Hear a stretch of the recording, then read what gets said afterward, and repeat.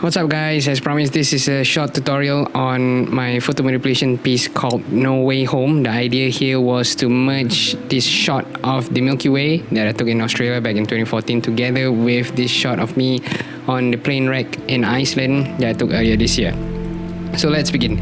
Firstly, you want to replace the sky, so what I did here was to immediately replace the background of the photo with the Milky Way, and it's important that you get all the details here right, especially the windows of this plane. So this prevents the photo from looking fake. So next what I did was some trial and error to get the foreground to look like it was taken at night. So I did some darkening. So these 4 layers were responsible to generally try to darken the foreground such that it matches the Milky Way. And then I did some initial color adjustments to match the foreground, the color of the foreground with the tone here in the Milky Way.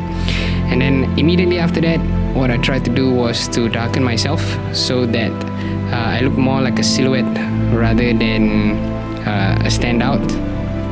After that, I did some adjustments to the Milky Way itself, just the Milky Way only. You can see here I did some color adjustments and also tried to blur out the Milky Way just a little bit so that it's not too painful towards the eyes. And then some more adjustments to the foreground to make it match a little bit more.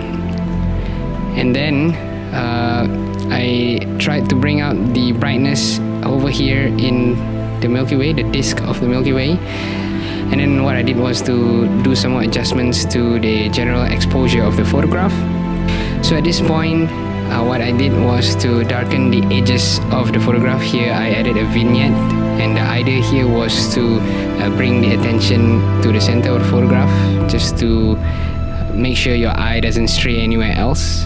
And finally, I brought it to Lightroom for final color adjustments and color grading, and also to adjust, to make the photo a little bit brighter.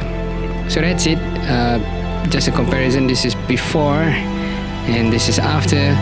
I'm by no means an expert in Photoshop, but I hope you learned a thing or two from this short tutorial. I hope it encourages you to try your own photo manipulation just for the fun of it.